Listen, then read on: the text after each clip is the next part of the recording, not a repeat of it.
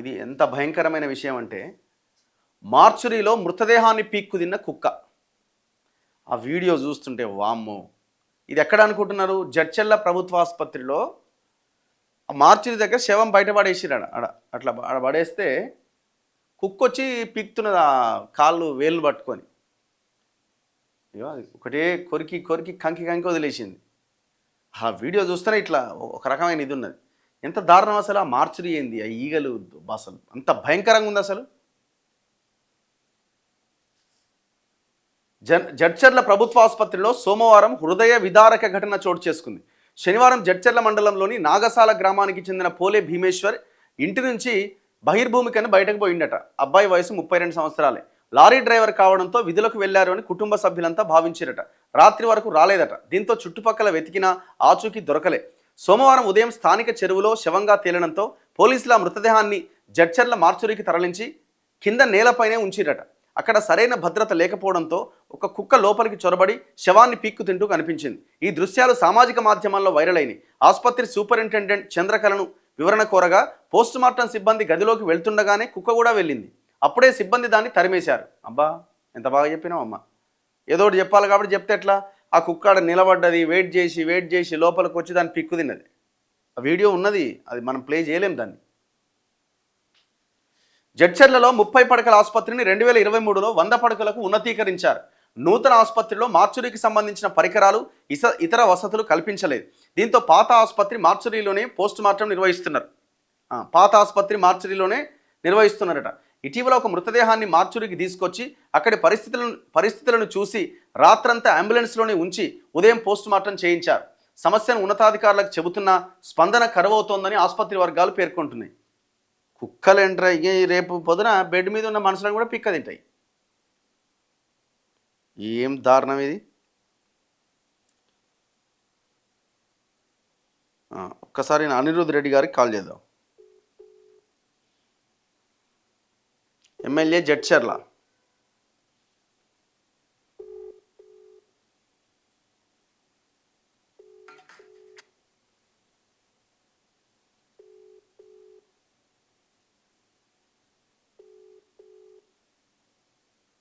Hello hello Anirudh Reddy గారు, నమస్తే. నమస్తే. మీరు లైవ్లో ఉన్నారు, లైవ్లోకి తీసుకున్నాను నేను.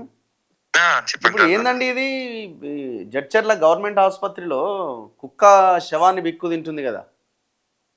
నాకు నిన్న చూసిన నేను చాలా డిసప్పాయింట్ అయిపోయినా. నేను ఇమీడియట్ గా మినిస్టర్ గారితో కూడా మాట్లాడినాను, హెల్త్ మినిస్టర్ గారితో. ఇమీడియట్ గా యాక్షన్ తీసుకోవాలని చెప్పి కూడా నేను కంప్లైంట్ చేసినాను. యాక్చువల్లీ ఏమైందంటే, ఇది కొత్త హాస్పిటల్ ఓపెన్ అయింది, మార్చరీ రీసెంట్ గా షిఫ్ట్ అయింది. ఇది పాత హాస్పిటల్. అయితే ఇది అక్కడ తీసుకుపోయి బాడీ పెట్టినారు. అక్కడ మిస్టేక్ జరిగింది, వాళ్ళు చేసిన అక్కడ కంపౌండర్ ఎవరైతే చేసినారో మిస్టేక్ జరిగింది. వాళ్ళు లాక్ వేసేటప్పుడు నేను అన్ని మొత్తం ఈవెన్ పోలీస్ వాళ్ళకు కూడా ఫోన్ చేసి కూడా అక్కడ పోయి మొత్తం ఎంక్వైరీ చేయమని కూడా చెప్పినాను నేను. ఎవరైతే ఇన్వాల్వ్ ఉన్నారో immediately will take.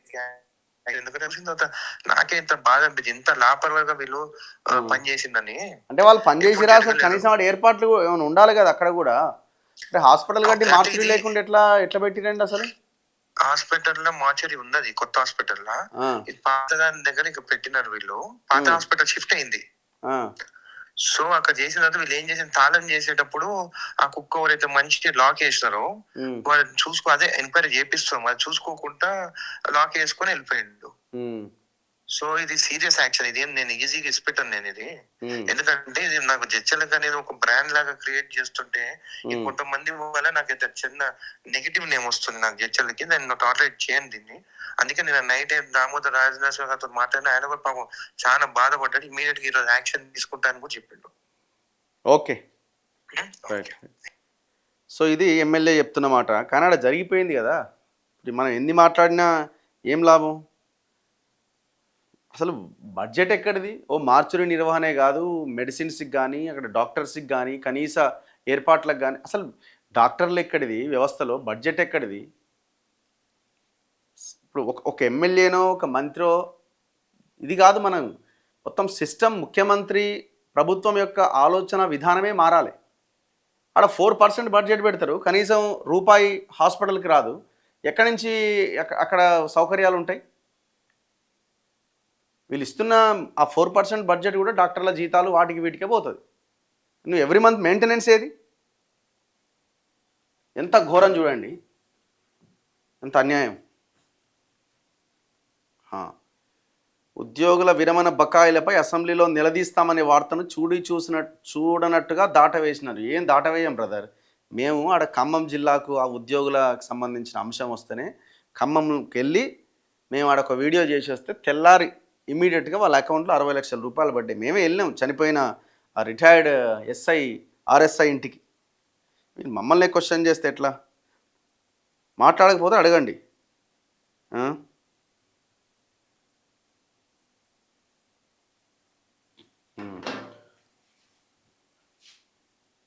Wedding anniversary ఎవరిది నాయన? నెక్స్ట్ రఘు అన్న, ట్రాఫిక్ చలానాపై 80% డిస్కౌంట్ అని మార్చి 14 నుంచి వస్తుంది అంటున్నారు, అది నిజమేనా? ఏమో మరి, ఏమైనా ఉందా డిస్కౌంట్? ఏమో మరి, నాకు తెలియదు బ్రదర్ అది. రాజ్యసభ సీటు మధుయాష్కి ఇవ్వాలి లేకపోతే హనుమంతరావుకి ఇవ్వాలి? రెండు ఇచ్చినా తప్పులేదు కదా, రెండు బీసీలకు ఇచ్చినా తప్పులేదు కదా, ఎందుకంటే మీకు కావాల్సినంత ఇది ఉన్నది కదా. లైసెన్స్ సర్వేయర్స్ గురించి మాట్లాడండి.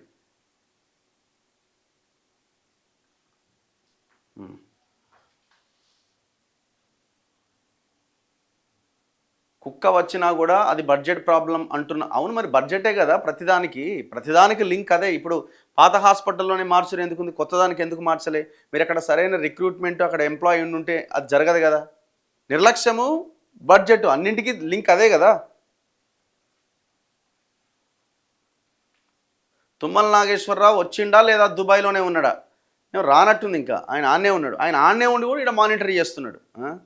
వాళ్ళ ఫ్యామిలీ మెంబర్స్లో ఎవరికో ఏదో చాలా సివియర్ ప్రాబ్లం ఏదో ఉంది అని అన్నారు, వాళ్ళ అల్లునికో సంథింగ్ ఏదో అయింది అని. ఆయన అక్కడ ఉన్నా కూడా, అంత ఇబ్బందుల్లో ఉన్నా కూడా ఈడేమేం జరుగుతుంది, ఎట్టెట్టా ఏంది, వాన్నెట్ల లోపల వీళ్ళనెట్ల లోపల, ఈ భూమి ఎంత ఆ భూమి ఎంత అని లెక్కలేసుకుంటున్నాడు.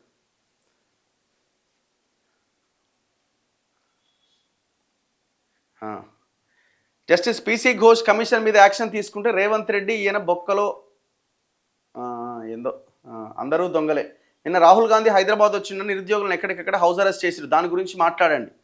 నిన్న రాత్రి నుంచే స్టార్ట్ అయిందట, రాత్రి 1 గంట 2 గంటల నుంచే హౌస్ అరెస్ట్లు, పోలీస్ స్టేషన్లకు తీసుకుపోయి పోలీస్ స్టేషన్లో పెట్టడాలు. ఆయన వచ్చింది ఏడ వికారాబాద్కి వచ్చిండు. వికారాబాద్ దాకా వస్తారా వీళ్ళు? వికారాబాద్ దాకా వచ్చి రాహుల్ గాంధీ మీటింగ్, ఇంటర్నల్గా లోపల ఎక్కడో జరుగుతున్న మీటింగ్ని అడ్డుకుంటారా? ఇంత భయం దేనికి? మరి ఇప్పుడు ఇచ్చిన హామీలు ఎందుకు నెరవేర్చలే? రాహుల్ గాంధీ అన్నాడు కదా, సంవత్సరం తిరిగే లోపు 2 లక్షల ఉద్యోగాలు ఇస్తానన్నాడు కదా, మరి ఎక్కడ బాయ్ 2 లక్షల ఉద్యోగాలు ఎందుకు ఇవ్వలే? మేము అనలేదు ఇప్పుడు అంటున్నారు, మీరు అన్నారు అని వీడియోలతో సహా కనబడుతున్నది కదా.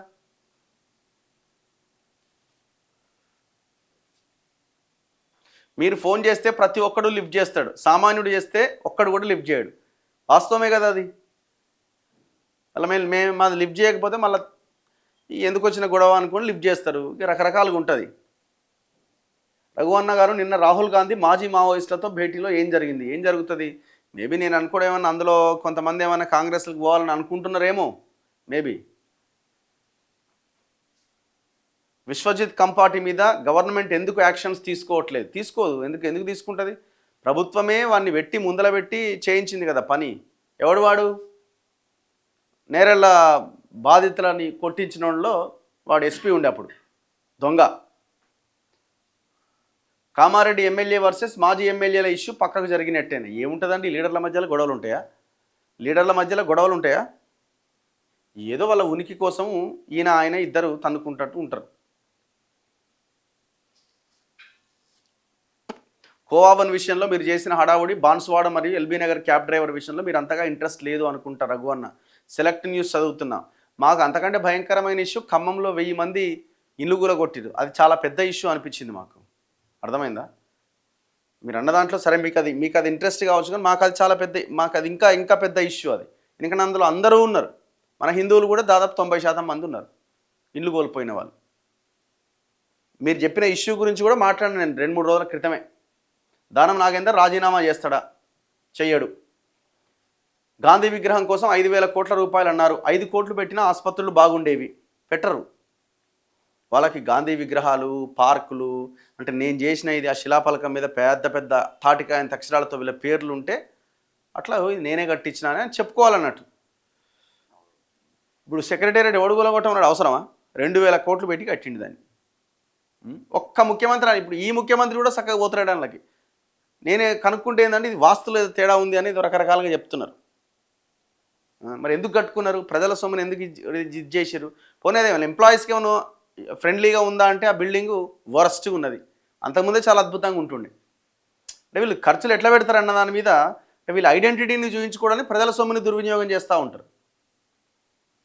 మా రజక జాతి తరపున శంకర్ గారు ఎమ్మెల్యేగా గెలిచినప్పుడు మేము సంతోషపడ్డాం. కానీ ఘోరమే ఆయన రాజకీయ సమాధి ఆయనే దవ్వుకున్నట్టు అనిపించింది నాకైతే. అసలు ఆ నాగర్ కర్నూలు ఎమ్మెల్యే కూడా అంత అగ్రెసివ్గా మాట్లాడలే. ఎమ్మెల్యే కూడా మాట్లాడలే. రేవంత్ రెడ్డో లేకపోతే ఇంకో రాజేష్ రెడ్డో ఎవరో చెప్తే ఇప్పుడు శంకర్ మాట్లాడినట్టు కనబడుతున్నది. ఎందుకంటే మన వాళ్ళ చేతిలోంచి మన కళ్ళు పొడిపియాలి కదా. అందులో పావుగా మారిండు వీర్లపల్లి శంకర్. విశారదన్ గారు అయితే ఏకంగా వీర్లపల్లి శంకర్ రెడ్డిగా మారిండు. ఈయనను మేము కుల నుంచే సస్పెండ్ చేస్తున్నామని ఎవరో రజక కుల సంఘాలు కూడా చెప్తున్నాయి. దారుణం కదా.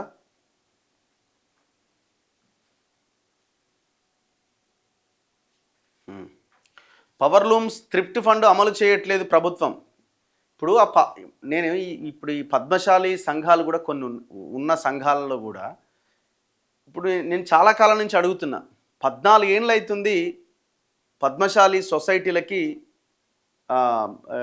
ఈ ఎలక్షన్స్ పెట్టక. 14 ఏళ్ళుగా పాలక మండలి లేదు.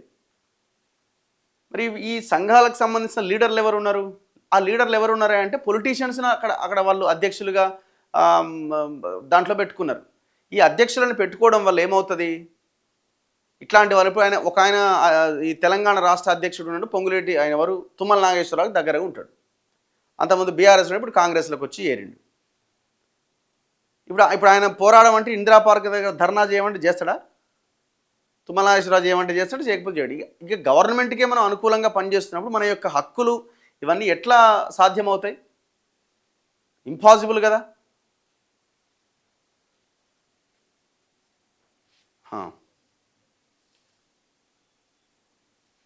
విశ్వజిత్ వల్ల జిహెచ్ఎంసీ కార్మికులు 100 మందిని తొలగించడం జరిగింది. రాహుల్ గాంధీ భరోసా ఇచ్చాడు కానీ రేవంత్ రెడ్డి పట్టించుకోవట్లేదు.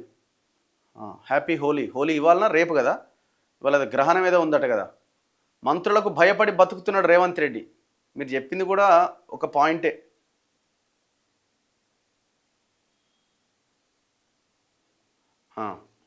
ప్రజల్లో మార్పు రానంత వరకు రాజకీయ నాయకుల్లో మార్పు రాదా అన్న? అందరిలో మార్పు రావాల్సిన అవసరం ఉంది. 317 జీవో గురించి మాట్లాడండి. దళిత బంధు ఎక్కడ పోయింది? అది ఎక్కడ పోయిందో. రఘు గారు ప్రేమ్ సాగర్ రావు భూ కబ్జాలను ఒక వీడియో చేయండి, రేవంత్ రెడ్డి గారికి పంపిస్తే బాగుంటుందని అడుగుతున్నారు.